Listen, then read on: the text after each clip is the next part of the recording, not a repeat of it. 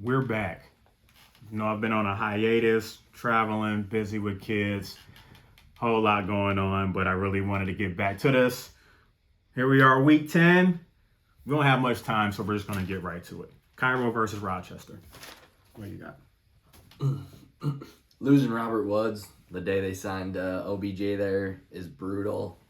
But Bateman turned out to be a great replacement in the flex there for him this week. Henderson and Taylor may be the best 1-2 running back combo in the league this year. But to counter the backs, Cairo has Pittman and Jefferson at receiver, and I think those duos are just going to clash this week. But if Christian McCaffrey returns to form, I have Cairo edging it out slightly. Yeah, me too. Our next game, I think I got the order wrong. What's the next game on the order? I had Beaver Creek, Riverdale. Beaver Creek and Riverdale. I was looking at this. Riverdale's the top team in the league. But when you look at the lineup, it's not like a scary lineup, And I'm like, I don't know. Just for some reason, I'm taking Beaver Creek this week. I don't know. I feel an upset coming for some reason. So, come on, Sammy. Pull one off. Beaver Creek get a last minute quarterback? Yeah, they picked up Baker Mayfield this morning because I think Murray's not playing. So. Well, for Beaver Creek, I love what Cordell Patterson's been able to do this year, and Travis Kelce, what he brings just about every week. But they're very thin at receiver, so I don't see too many points coming there. And for Riverdale, what keeps them going is that Brady Godwin connection. Just wins games seemingly every week. And I'm sure Dalvin Cook's going to ball out in his last game of the year before he's kicked out. I have Riverdale. All right. The next game, I think, was a Savage and Inkster. Can be. All right. We're going to do Savage versus Inkster. For Savage, I expect a big game from Allen this week. And no Roethlisberger, so I think it's going to be a whole lot of Harris versus the Lions. A whole lot of Harris. For Inkster, I like Rodgers. I like Sanders, but I don't know about McNichols. I don't know. So I'm taking Savage. Yeah, for the Savage, I had that Najee Harris just going to be the focal point, and Josh Allen may score 40 points today.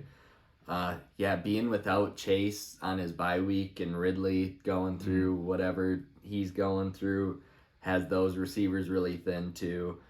And Inkster, Andrews got him off to a great start on Thursday night. I really like Rodgers coming back from COVID against Seattle's defense. It seems they're always getting shredded. And I actually think the X factor for Inkster is McNichols if he can have a really big game in place of Derrick Henry. It's a coin flip, but I have Inkster. All right. Dearborn, I think. Dearborn versus A2.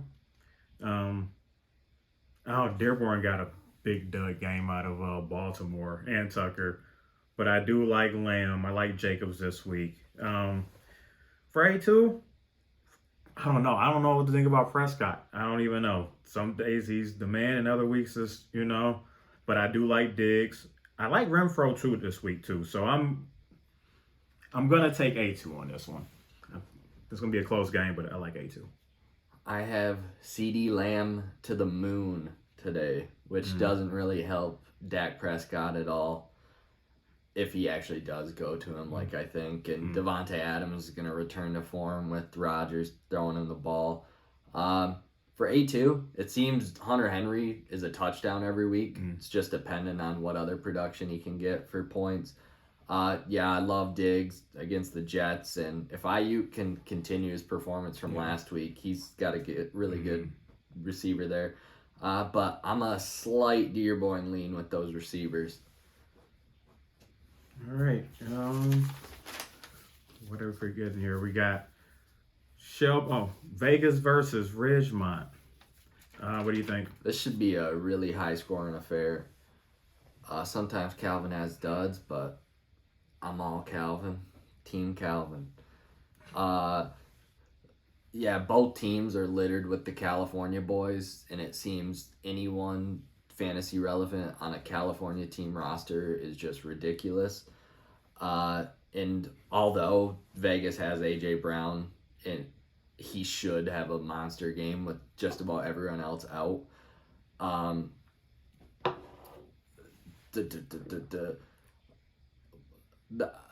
But Ridgemont has too many players that can score outside of Cooper Cup, outside of the number one player in fantasy. Mm-hmm. So I have Ridgemont.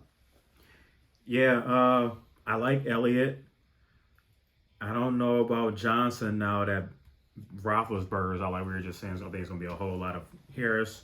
Ridgemont, I mean, they got Cooper Cup. I like Allen. Like you said, it's just too many players.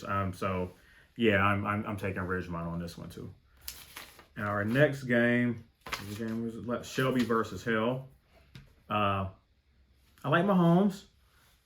Good thing for Metcalf and Lockett that Russell Wilson's playing. I don't know if he's going to be how that's going to go, but I think that's a good thing for them. Freiermuth, who I drafted him, and he finally came around now. I think he might have a decent day versus Detroit when they do throw the ball. I think it'll be, it'll kind of go to him a lot. Hill, big game out of Miami's defense. That was kind of a surprise. But I'm still taking Shelby on this. Yeah, I had a lot of the same down. DK and Lockett should return to form with Russ back, even if he's 75%. Yeah, then to his point, Freiermuth is really coming along now, and I think backup quarterback, just feed the tight end. Shelby. Yeah. And last game is Wixom versus Houston. 0 from Gesicki that's not good. That's not gonna help him at all. But I do like Carson Wentz this week. But Houston has Hines, who I think is gonna get a lot of production this week. I like McLaurin, and then Pittsburgh versus Detroit. I think it's just gonna be a really low scoring, kind of a slow grinding kind of game.